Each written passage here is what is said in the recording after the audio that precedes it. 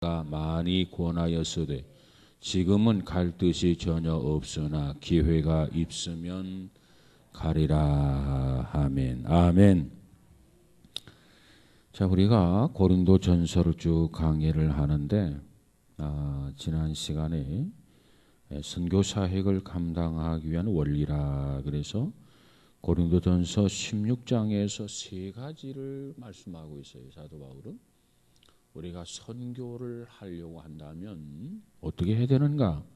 우리 모두에게 그리스도를 아는 모든 자에게 땅 끝까지 이르러 증인되라. 그래서 선교의 사명이 누구에게나 다 주어져 있습니다. 그걸 인식하는 사람은 선교 사역을 위해서 기도하면서 협력하게 될 것이고, 주어졌지만 그것을 인식하지 못하게 되면 그저 선교는 하는 사람이 따로 있으려니 하면서 그저 물끄러미 구경만 하게 될 것입니다. 그런데 이 고린도 교회를 통해서 사도 바울은 우리에게 세 가지, 우리가 선교 사역을 감당하려면 어떻게 해야 되는가? 그 원리를 세 가지를 지적해 주고 있어요. 선교를 하기 위해서 세 가지 원리가 있는데 그 세 가지 원리가 뭐라고 그랬죠? 선교를 함에 있어서 실제적인 요소 세 가지가 필요하다고 바울은 그렇게 설명을 해요.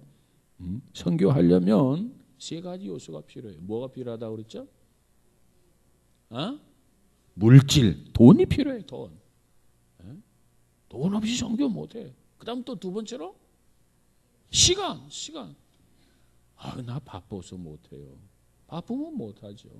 시간을 내야 돼. 아무리 바빠도 우선순위를 정리해서라도 짬짬이 시간을 내야 돼. 그 다음에 세 번째가 뭐죠? 동역자, 사람이 필요하단 말이에요. 사람. 그래서 사도 바울은 이 고린도전서 16장에서 선교 사역을 감당하려면 이 세 가지가 필요하다. 그리고 첫 번째 헌금에 대해서 강조합니다. 물질. 돈이 있어야 헌금한다. 선교한다. 물질이 없으면 선교가 불가능하다. 우리 주일날 저녁에 저와 이제 고장로님이 캄보디아 출발하게 되는데 가서 금년내 교회 하나를 지으려고 하는데 이것도 역시 돈이에요.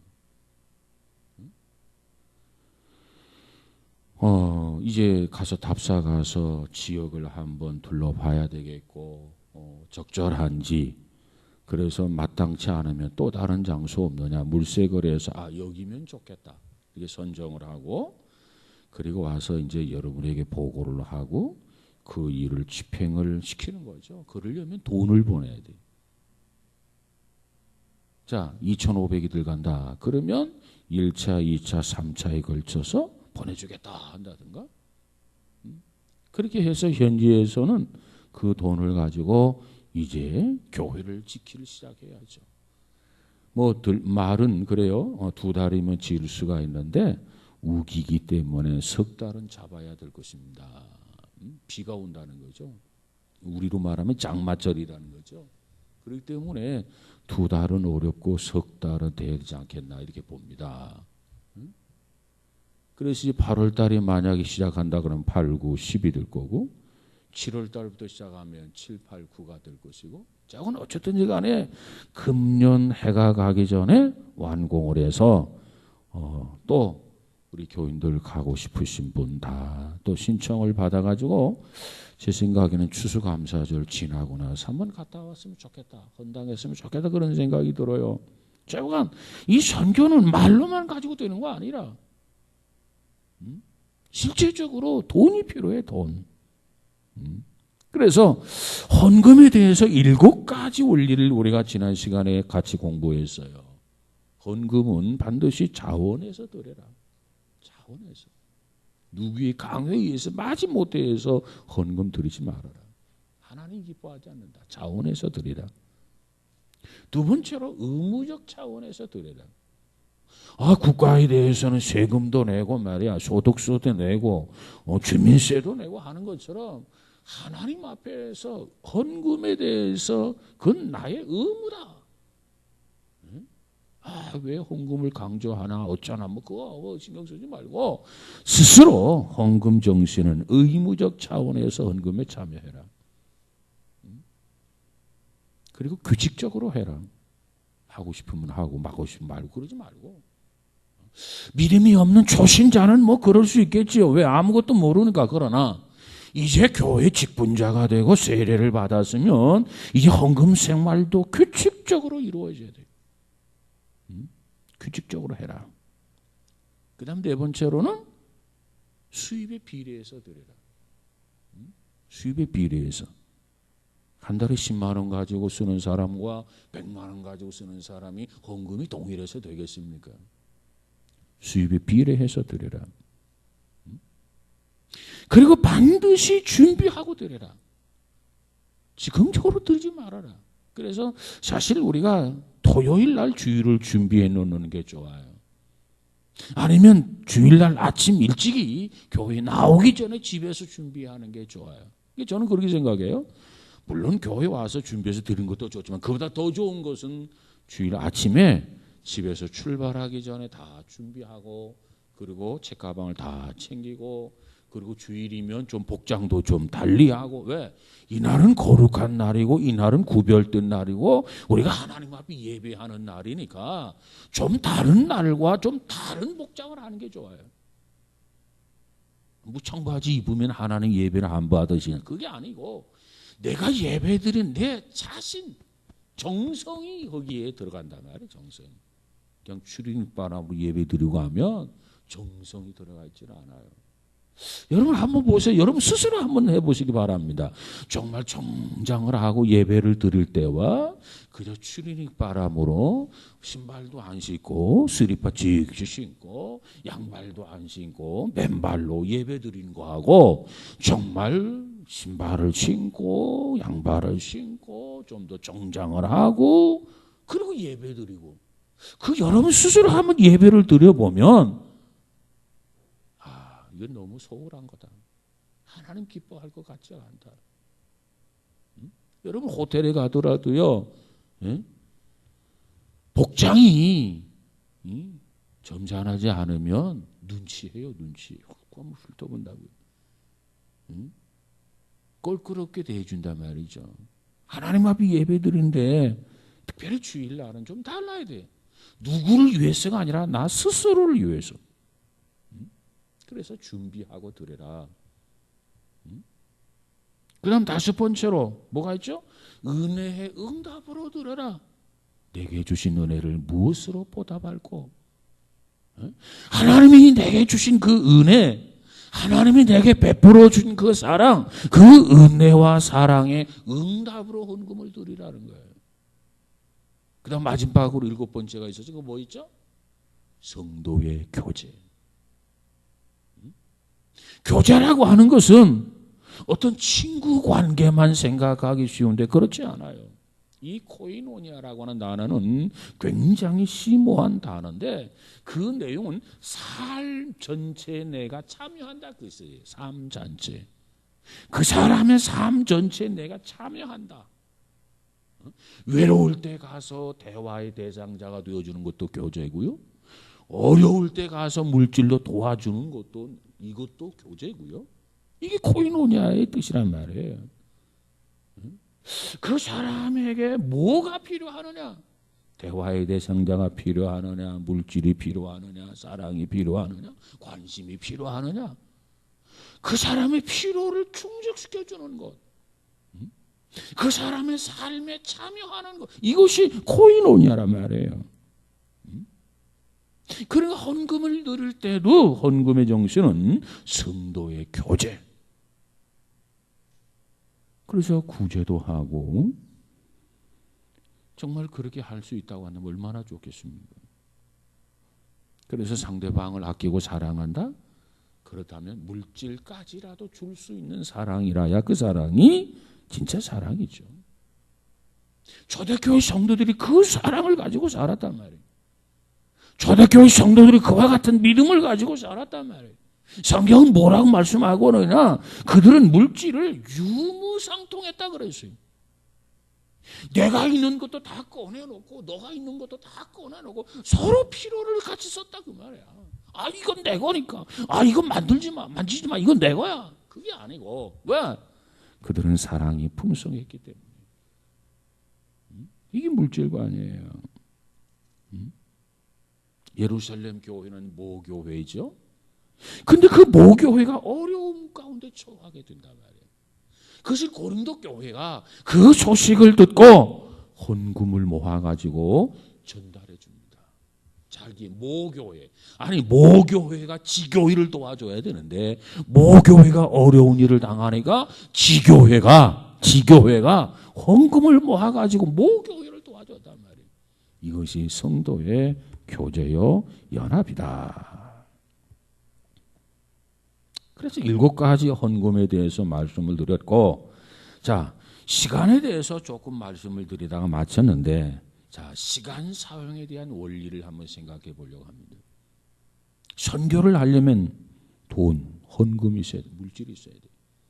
그다음 두 번째 원리가 뭐냐면 시간이 필요해, 시간. 그러면 이 사도 바울은 오늘 이 고린도전서 16장에서 이 시간 사용에 대해서 말씀하고 있는데, 여기서 강조하고 있는 게 뭐냐면 선교하고 하나님의 일을 하려면 시간이 필요하다. 여러분 봉사하는데 시간이 필요하잖아요. 목사님 뭐 바자회 하는데 돕고 싶은데 내가 직장에 나가기 때문에 돕지를 못해요. 뭐 직장에 나가니까 도울 수 없죠. 시간이 없으니까 못 돕는 거예요. 그러나 또 그러면 시간이 없어서 못 도운다? 그러면 다른 방법으로 도울 수 있는 방법은 없을까? 이렇게 해서 어떻게 해서든지 참여해야 돼. 그럴 때 선교가 이루어지게 되고 하나님의 일이 감당할 수 있는 거 아니겠습니까? 자, 그러면 먼저 우리의 시간을 잘 좀 선용을 해보자는 거예요. 자, 컴퓨터가 많은 프로그램이 깔렸는데 그것들을 한번 다 정리를 해보는 거예요. 그러면 또 공간이 나오잖아요. 그거 마찬가지로 우리의 시간 그냥 계획 없이 이렇게 쓰니까 매일매일 바쁜 것 같고 허겁지겁하고 그런 것 같지만 좀 더 규모 있게 계획을 세워가지고 딱딱딱 하게 되면 아 오늘은 몇 시간이 남는데 아니면 내일은 몇 시간이 남는데 아 이달에는 며칠 동안 비게 되는데요. 그 시간 가지고 주의 일을 할 수 있잖아요. 그 일 가지고 그 시간 가지고 하나님의 일을 할 수 있잖아요. 그러니까 우리가 시간을 좀 계획을 좀 바르게 세워보자는 거예요. 하나님께서 누구에게나 24시간을 주었죠. 하루. 한 달 30일, 1년 365일을 주었어요. 누구에게는 30시간 주고 누구에게는 20시간 준 거 아니에요. 누구는 한 달 50일 주고 누구는 한 달 25일 준 거 아니에요. 누구는 한 달 500일을 주고 누구에게는 300일을 준 게 아니에요. 누구든지 공평하게 하루 24시간, 한 달 30일, 1년 365일을 준 거야. 근데 그 와중에 어떤 사람은 하나님의 일을 하는데 어떤 사람은 바쁘대 못해. 무슨 차이냐? 그건 한마디로 말하면 그 시간을 규모 있게 사용을 했다, 규모 있게 사용을 하지 못했다. 이 차이라는 얘기예요. 시간을 규모 있게 사용하려면 어찌 해야 되는가? 계획을 잘 세워야 돼. 계획을 잘 세워야 무엇보다도 그 사람은 성실하면서도 충성스러운 그리스도인이 될 수가 있습니다. 예수 안 믿는 사람들은요 참 시간이 많죠. 여기저기 돌아다니지만은 예수 믿는 사람들은 사실 정말 뜻있게 신앙생활을 하려면 새벽에도 나와야 되고 낮에도 나와야 되고 어떤 면에는 저녁에도 나와야 되고 뭐 무관심하려면 한도 끝도 없지요. 그러나 정말 신앙생활을 제대로 하고 하늘의 소망을 알려고 살으려면 이와 같이 하나님의 성전의 뜰을 자주 밟아야 돼. 그럴 때 내 관심이 교회에 머무르게 되고 교회에 머물러 있을 때 하늘나라에 관심을 갖게 돼요. 교회를 잊어버리면 하나님 나라도 관심 잊어버린다고. 관심 없다고. 그래서 우리는 무엇보다도 주어진 시간을 최대한도로 잘 활용을 하자. 주어진 신학을 최소한 선용을 하자. 그런 계획을 가지고 시간 계획을 세워야 됩니다. 사도 바울은 에베소서 5장에서 뭐라고 말합니까? 세월을 아끼라. 그래, 세월을 아끼라. 똑같이 시간을 주었는데 왜 너희들 세월을 아끼지 못하느냐? 왜 덤벙덤벙 세월을 다 허비하느냐? 그 시간을 효과적으로 사용하지 왜 효과 없이, 열매 없이 그렇게 그냥 낭비하고 마느냐? 세월을 아껴라 그랬어요. 근데 여기서 세월을 아끼라라고 하는 그 말의 뜻을 보면 세월을 구원하라는 뜻이 구원하라. 좀 더 정확히 말하면 사람의 영혼이 구원받는다. 이 구원받는다라고 하는 단어 가운데 리딤이라는 단어가 있어요. 이 리딤이라고 하는 단어는 뭐냐면은 내가 이것을 대가로 지불하고 그 대신 이것을 원상태로 회복시키는 거. 이걸 구원이라고 그래요. 다시 말하면 예수님께서 십자가를 통해서 우리를 위해서 죽으셨고 이거 대가를 지불하고 우리가 생명에서 이탈된 우리를 원상태로 돌이키는 거. 이것을 구원이라고 하는데 이것이 바로 뭐냐? 리딤이라는 뜻입니다. 리딤. 그러니까 바울이 여기서 세월을 아끼라라고 하는 그 말의 뜻을 보면은 대가를 지불하고 목적을 이루기 위해서, 목적을 성취하기 위해서 시간을 잘 관리하라고 말해요. 하나님이 우리를 구원하신 거, 그 구원은 우리가 거저 구원받았지만 그 대가는 네가 바르게 지불해야 된다는 거예요. 그 대가가 뭐냐? 구원받은 자답게 시간을 구원하라는, 시간을 구원하라. 시간을 구원하라는 얘기는 구원받은 자답게 시간을 적절하게 사용하라는 거예요.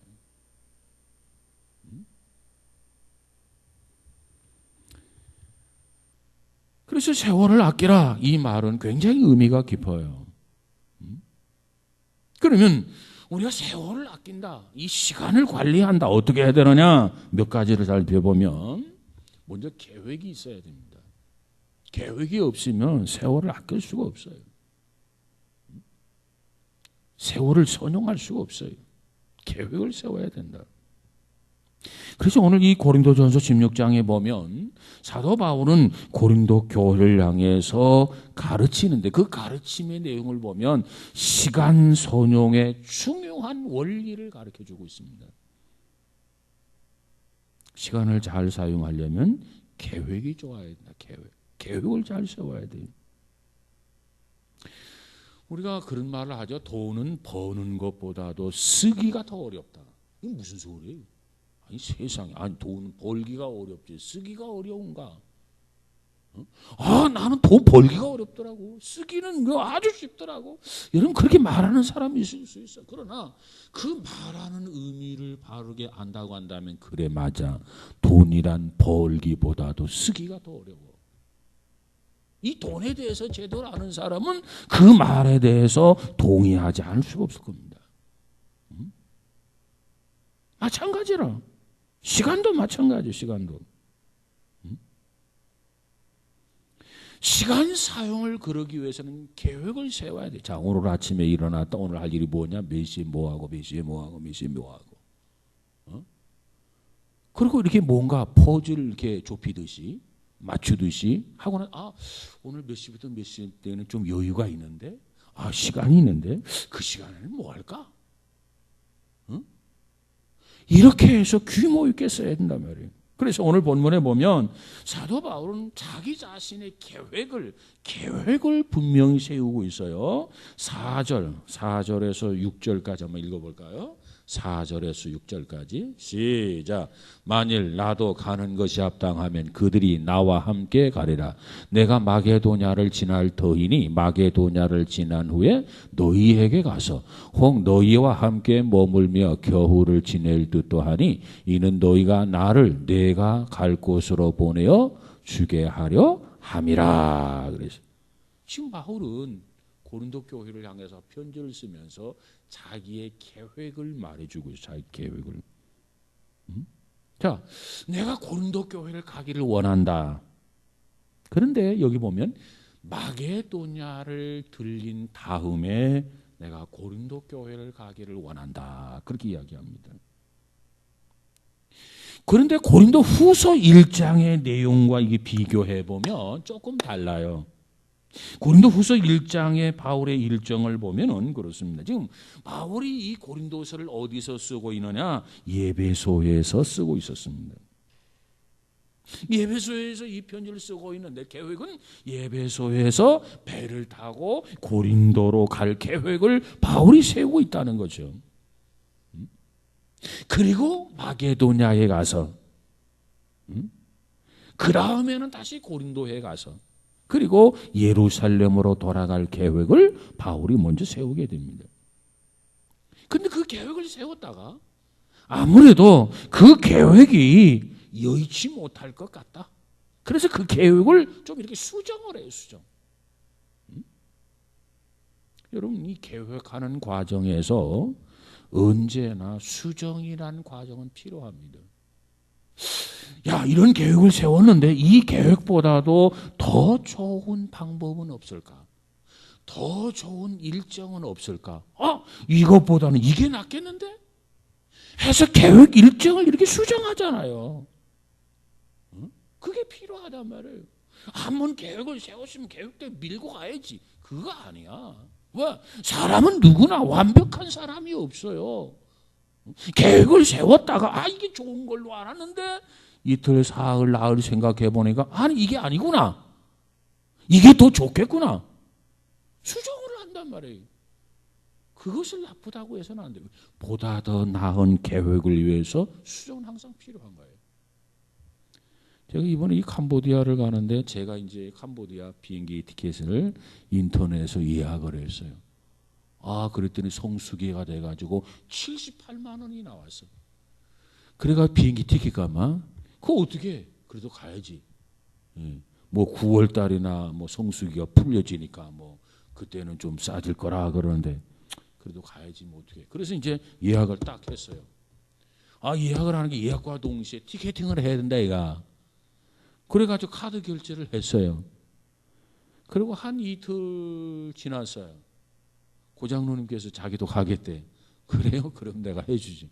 그리고 들어가 보니까는 이게 또 싼 게 나왔어. 싼 게 78만 원짜리가 58만 원짜리가 나와서 20만 원꼴이 20만 원. 그래가지고 속이 쓰린 거야. 야, 이거 어떻게 해야 되나 물어보니까 해약하는데 5만 원이던데 5만 원을 삭제하고 그리고 환불해 주겠대. 그럼 78만 원에서 5만 원을 삭제하고 환불해 주면 73만 원이라고요? 근데 58만 원이니까 그래도 이익이잖아요. 그래서 씁씁하지만 5만 원짜리 손해보고 5만 원 손해보고 다시 58만 2천 원짜리 티켓을 2개 했어요.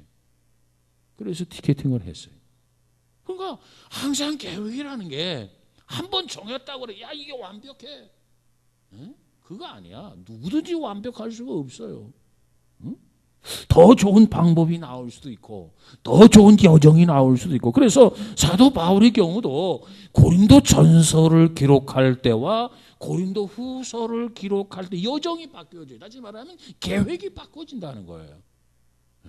처음에는 이렇게 생각했는데 그 계획이 뭐냐면 처음에는 고린도에 잠깐 들릴 생각을 했어요. 그렇게 바울이 계획을 세우는데 고린도 교인들하고 교제를 좀 많이 해야 되는데 고린도 교인들하고 시간을 좀 많이 가져야 되는데 이래서는 안 되지. 고린도 교인들하고 시간을 좀 많이 가질 수 있도록 하려면 어떻게 해야 되나. 그래서 바울이 1차 계획을 세웠던 것은 잠깐 들리려고 했고 아무리 생각해 보니까 고린도 교회를 잠깐 들려서는 안 될 것 같아. 그들과 오랫동안 머물러서 교제하면서 말씀을 가리키면서 그들에게 뭔가 교훈을 줘야 될 것 같아. 그래서 바울이 계획을 수정을 해서 결국은 수정된 계획대로 바울이 전도 여행을 하게 됩니다. 선교 여행을 한단 말이죠. 그러니까 이렇게 계획이라고 하는 것은 일단 세워놓고 계획 없이 하는 것보다, 그리고 필요에 따라서는 이렇게 수정을 하면서 하는 것이 훨씬 더 시간을 효과적으로 낭비하지 아니하고 사용하게 된다는 겁니다. 어쨌든 계획이 필요해요. 유치원생에게도 계획이 필요하고요, 초등학교 학생에게도 계획이 필요하고요, 중학교 고등학생 그리고 성인이 되면 성인이 되는 대로 더더욱 계획이 필요해요. 잠언을 보면 사람의 경영은 마음의 경영은 사람에게 있어도 일의 성사는 여호와께 있다, 이런 말씀이 있어요. 마음의 경영은 사람에게 있어도 내가 이렇게 해야지 저렇게 해야지 저렇게, 이 경영은 사람에게 있어도 그 일의 성사는 여호와께 있다. 근데 어떤 사람은요, 이 말씀을 어떻게 해석하냐면 내 자기 마음대로 계획을 세우는 것 그 자체를 무의미하다, 무용론을 주장하는 사람이 있어. 마음의 경영은 자기에게 있어도 일의 성사는 여호와께 있다, 이 말을 그렇게 해석한단 말이에요. 이게 잘못된 거예요. 절대 그렇지 않아요. 이 마음의 경영은 사람에게 있어도 일의 성사는 여호와께 있다, 이 말은 우리가 계획 자체를 세우지 말아라, 무의미하다, 무용하다라고 하는 걸 강조하는 게 아니라, 우리가 어떤 계획을 세웠다 손치라도 하나님이 축복하셔야 된다, 그걸 강조하고 있는 거예요. 계획 자체를 세우지 말라는 게 아닙니다. 계획은 반드시 필요해요. 그 계획 속에 하나님이 축복하지 아니하면 그 계획은 의미가 없다는 얘기지, 계획을 세우지 말라는 그런 뜻이 아닙니다. 그렇기 때문에 우리는 하나님 앞에 어떤 목적이 있다고 한다면 그 목적을 어떻게 성취할 것인가 기도하면서 그에 따른 계획이 반드시 필요하다. 여러분, 시간이 필요한데 그 시간을 위해서는 계획성 있게 시간을 활용하는 그런 유익함이 우리 모두에게 있어지기를 주의 이름으로 축복합니다. 그래서 시간을 선용하는 계획을 세워야 된다, 이것이 첫 번째고, 그 다음에 두 번째로 축복이 되도록, 하나님이 기뻐하도록 시간을 계획해야 된다는 겁니다. 선용하고 하나님의 축복이 되도록 시간을 계획해야 된다. 그러니까 지금 사도 바울이 고린도 교회를 잠깐 드리려고 했다가 계획을 수정을 했어요. 잠깐 얼굴만 보고 지나려고 했다가 계획을 수정을 해서, 왜? 잠깐 얼굴만 보고 지나가서는 안 되겠다. 이 고린도에 어차피 배를 타고 갈 바에는 저들과 같이 교제하면서 뜻있게 저들에게 뭔가 도움을 줘야 되겠다. 이것이 바울의 생각이었어요. 여러분, 이것은 우리 크리스찬들에게 있어서 시간 관리의 중요한 원리입니다. 이것은 우리의 삶의 목적과도 관계가 있다는 거예요. 자, 믿음의 조상이 누구냐 하면 아브라함이에요. 창세기 12장에 가서 보니까 하나님이 아브라함을 부르셨어요. 하나님께서 아브라함을 부르셨는데 아브라함을 부르신 이유가 뭐죠? 왜 부르셨어요? 하나님이 아브라함을 왜 부르셨어요? 거기 보면 하나님께서 아브라함을 부르시면서 아브라함에게 말하기를 너로 큰 민족을 이루게 하고 너에게 내가 복을 주어서 내 이름을 뭐하게 하리라? 창대케 하리라. 그러면서 너는 복이 될 것이다. 복이 될지니라. 옛날 성경은 복의 근원이 될지어다 그러죠.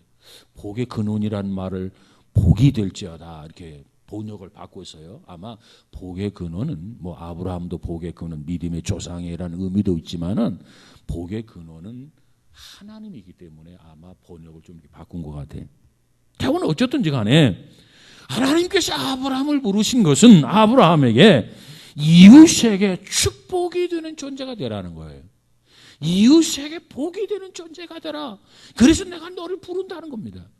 여러분, 하나님께서 우리를 부르신 것은 이웃에게 축복이 되는 존재가 되라. 그런 메시지로 우리를 부르시는 거예요.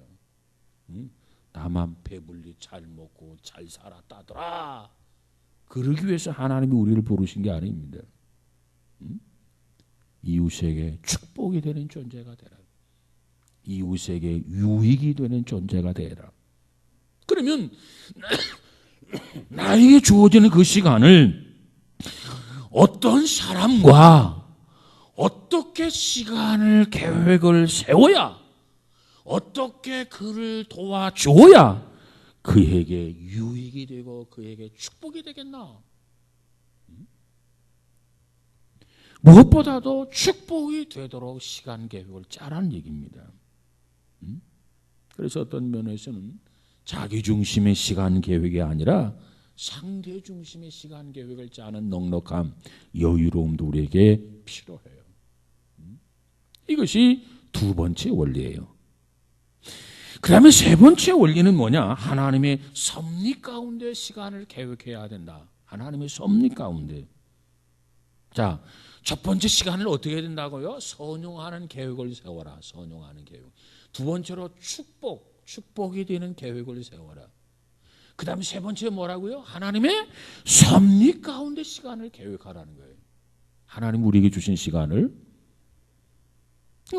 아무리 우리가 계획을 세워도 하나님이 축복하지 아니한다면 그 계획은 휴지 조각이라 아무런 의미가 없어요. 그 계획은 이루어질 수가 없어요. 그렇기 때문에 하나님의 섭리 가운데 시간 계획을 세워야 된다. 사도 바울은 이와 같은 심정으로 오늘 본문에서 말씀하고 있는데, 특별히 바울의 그와 같은 심정을 읽을 수 있는 단어가 7절의 내용입니다. 7절, 16장 7절 한번 읽어볼까요? 7절 시작.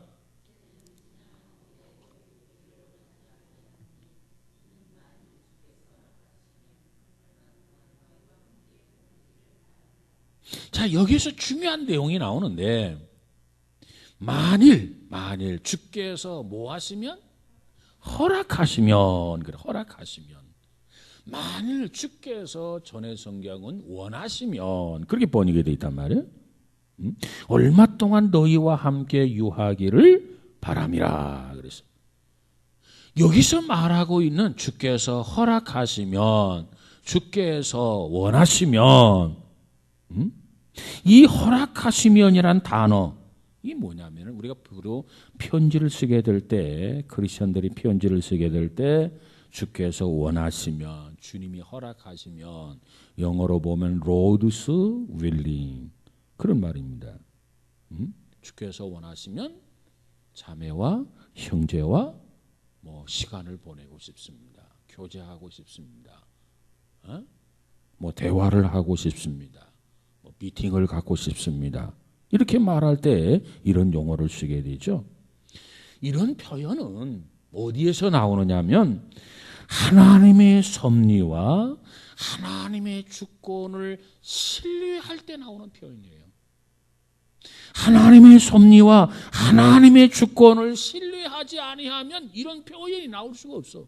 주께서 허락하시면 하나님의 섭리, 하나님의 주권을 신뢰하니까 그 하나님이 원하시면, 하나님의 뜻이라면, 주님이 원하시면, 주님이 허락하시면, 주님이 인도해 주시면, 주님이 역사해 주시면 그런 표현을 쓰는 거예요. 하나님에 대해서 부정한다면 이런 단어를 쓸 수가 없어요. 그래서 우리는 사도 바울을 본받아서 시간 계획을 쓸 때 하나님의 섭리를 인정하고 하나님의 주권을 인정하고 시간 계획을 세우라는 겁니다. 시간 계획을 세워서 진행하다 보니까 이게 아니야. 그러면 계획을 수정할 수도 있는 거예요. 왜? 하나님 섭리 중심. 하나님의 뜻 중심의 계획을 세워서 그 일을 이루어가야 하기 때문에 그렇습니다. 끝까지 고집 부리면 안 돼요. 사도 바울도 1차 계획을 세웠다가 이것보다는 이게 좋겠다 기도하는 가운데 시간 계획을 바꿨잖아요. 여정을 바꿨잖아요. 이런 것을 우리가 여기서 배워야 하겠다는 겁니다. 그 다음에 네 번째로 마지막 시간 계획을 쓰면서 네 번째 중요한 게 뭐냐면 성실함이에요. 성실함. 시간 계획의 기본 네 번째가 성실함이다. 여러분 현재 성실하지 못한 사람의 계획을 세워가지고 성실할 수 있겠습니까? 아니에요. 오늘 하루 성실하지 못한 사람이 내일 성실할 수 있겠습니까? 기대할 수 있습니까? 아니란 말이에요. 그렇기 때문에 시간 계획을 세움에 있어서 우리의 자세는 성실해야 된다. 성실.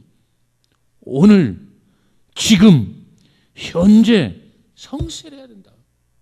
그런 가운데서 내일의 계획과 미래의 계획을 세울 때 그 계획을 이룰 수 있는 거지. 성실하지 못한 사람은 계획 세워봤자 소용없는 거다. 자, 우리가 선교를 하는데 세 가지가 필요하다 그랬어요. 헌금이 필요하다. 두 번째로 시간이 필요하다. 세 번째로 동역자가 필요하다. 그래서 오늘 시간, 하나님께서 우리 각자에게 똑같이 시간을 분배해 줘. 똑같이. 어떤 사람은 시간을 아주 유용하게 쓰는 사람이고 어떤 사람은 유용하지 못하게 쓰게 되는데, 그러면 시간을 유용하게 쓰려면 우리가 어떻게 해야 되느냐. 자, 네 가지를 공부해서 네 가지. 첫 번째가 뭐라고요?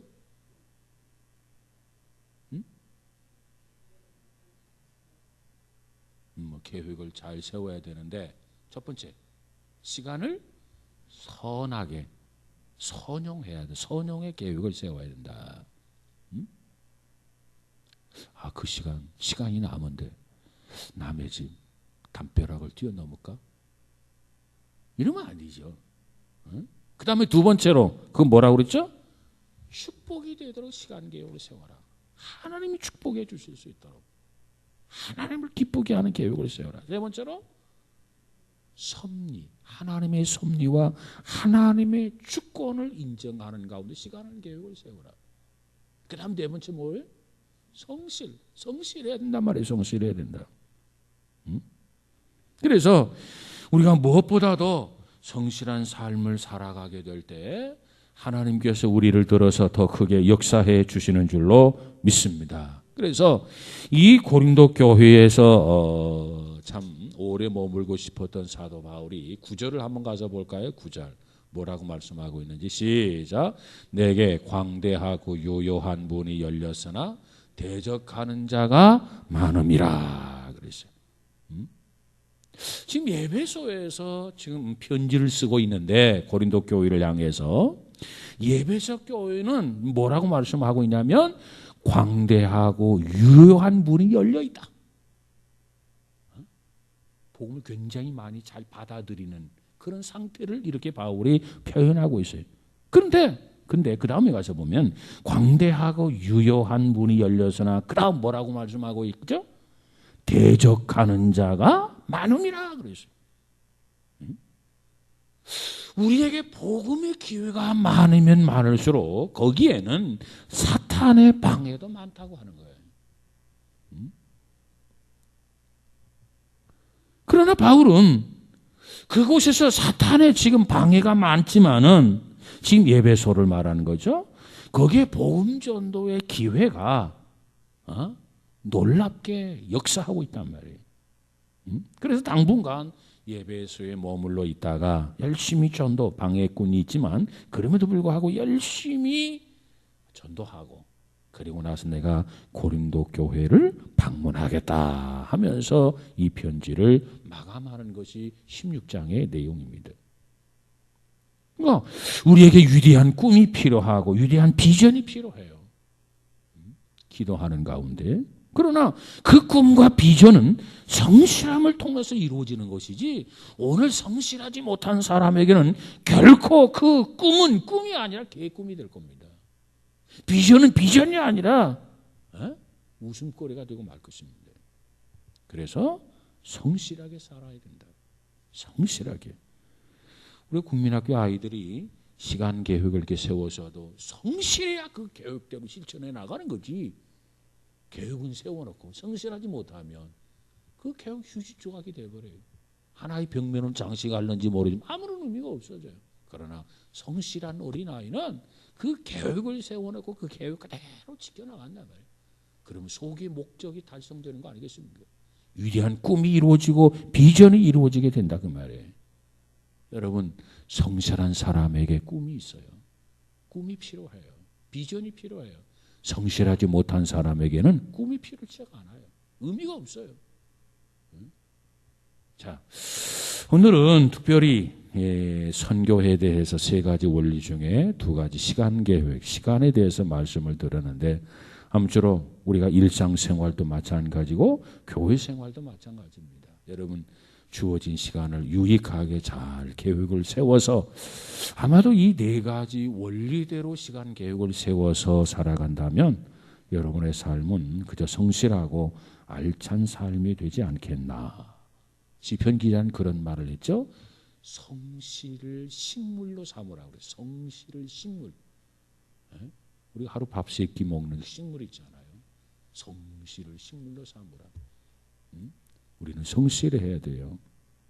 아무쪼록 우리 기도하는 가운데 우리 교회가 참 선교함에 있어서도 여러분 시간을 내서 좀 기도를 좀 많이 해주시고 또 선교의 후원자가 되셔서 하나님의 큰 비전 뜻이 아름답게 이루어지는 그런 축복이 있어지기를 주의 이름으로 축원합니다. 기도하십시다. 거룩하신 하나님 감사합니다. 특별히 선교 사역을 감당해야 될 터인데 특별히 세 가지 원리를 바울은 고린도 교회에게 가르쳐주고 있습니다. 그 가르침을 통해서 우리도 교훈을 받습니다. 무엇보다도 선교를 위해서는 헌금 물질이 필요하다고 그랬고 또 선교를 위해서는 주어진 시간을 그저 효과적으로 계획을 세워서 선용해야 된다고 그랬고 또 선교를 위해서는 하나님의 일꾼, 동역자들이 필요하다고 말씀해 주셨습니다. 우리가 기도하면서 이 일을 잘 감당할 수 있는 그런 성도들이 다 되도록 축복하여 주옵소서. 그래서 특별히 이 마지막 때 선교하는 교회, 성도하는 성도 우리 모두가 다 되도록 하나님께서 복을 더하여 주옵소서. 성령께서 각인의 마음을 주장하시고 저들을 통해서 주님 영광받아 주옵소서. 예수님 이름으로 기도하옵나이다. 아멘. 교회 소식 전해드리겠습니다. 어제는 비가 많이 와가지고 커피 토스트 전도를 못했는데 아마 내일은 할 수 있으리라고 보여집니다. 기도하며 참여 바랍니다. 이번 주 금요일 심야 기도회 총여선교회 주관으로 있습니다. 합심해서 기도할 수 있도록 많이 나오시기 바랍니다.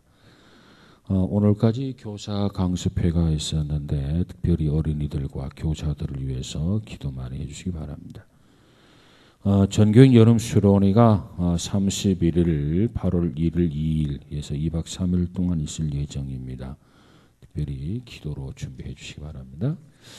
우리 찬송가 569장을 부르도록 하겠습니다.